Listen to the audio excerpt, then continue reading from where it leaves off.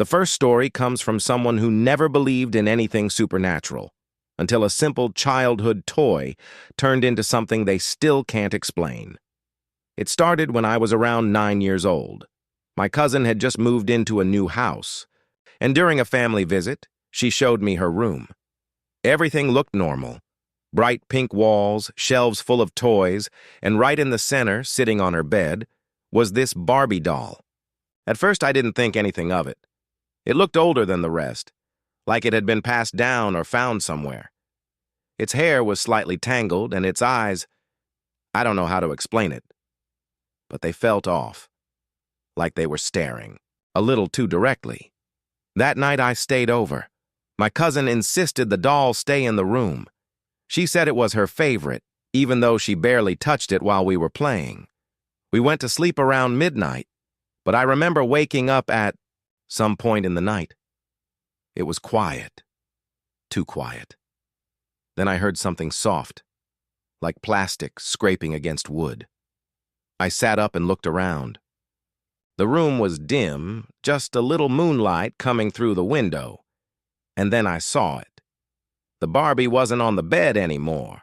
At first I thought maybe my cousin moved it, but then I noticed it was on the floor, near the door, facing us. Didn't say anything. I just pulled the blanket over my head and tried to sleep. But then I heard it again.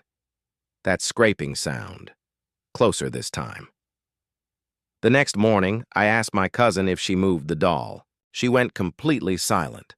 Then she said, "It does that sometimes."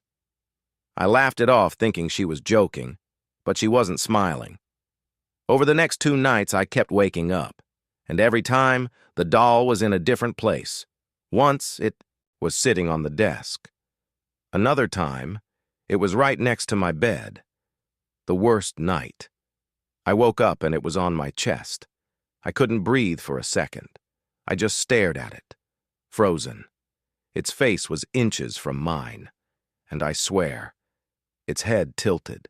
"Slightly," I screamed, and everyone rushed in. They said I must have been dreaming, but I wasn't, because when they turned on the light, the doll was still there. After that, my parents took me home immediately. My cousin kept the doll. Years later, I asked her about it again. She told me they eventually threw it away. But the night they did, it showed up back in her room the next morning. And this time, it wasn't just moving anymore. It was watching. The second story is about someone who bought a doll, not knowing it came with something attached to it. I found it at a flea market.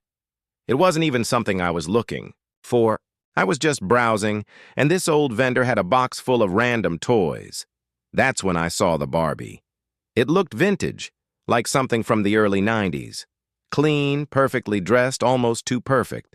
The seller told me it belonged to his daughter, who had passed away years ago. He said he just wanted to get rid of it. I don't know why, but I bought it. At first, everything was normal. I placed it on a shelf in my room as a decoration. Days passed. Nothing happened. Then one night, I heard something fall. I got up and saw the doll on the floor. I figured maybe it slipped off. So I put it back. The next night, it happened again. This time I made sure it was stable. I even pushed it further back on the shelf. But around 3 a.m., I woke up to a sound. A soft whisper. I froze. I couldn't move. The room felt heavy. Then I heard it again. "Hello?" It was faint, almost like it came from inside the room, but not quite. I slowly turned my head toward the shelf. The doll wasn't there. I sat up, heart racing, scanning the room. That's when I saw it. It was sitting on my desk, facing me. I know I didn't put it there. The whisper came again, clearer this time. "Play with me?" I jumped out of bed, turned on the lights, and the voice stopped instantly. The doll didn't move. It just sat there like nothing happened. I didn't sleep that night. The next day, I tried to get rid of it. I threw it in the trash outside. But that night, it was back on my shelf. No one in my house admitted to touching it. Things got worse after that. Objects started moving. Doors creaked open on their own. And every night at exactly 3 a.m., the whisper returned. Play with me. Eventually, I couldn't take it anymore. I packed the doll in a box and left it miles away near an abandoned road. I never saw it again. But sometimes, late at night, I still hear that whisper, and it always sounds like it's getting closer. The third story comes from someone who learned the hard way that some things should never be brought home. My younger sister found the doll. She got it from a friend at school. Apparently, the friend didn't want it anymore and gave it away for free. It looked harmless. Just another Barbie. But from the moment it entered our house, things felt different. Our dog refused to go near it. He would growl whenever it was in the room. At night, my sister started having nightmares. She said the doll would talk to her, tell her things. We thought it was just imagination.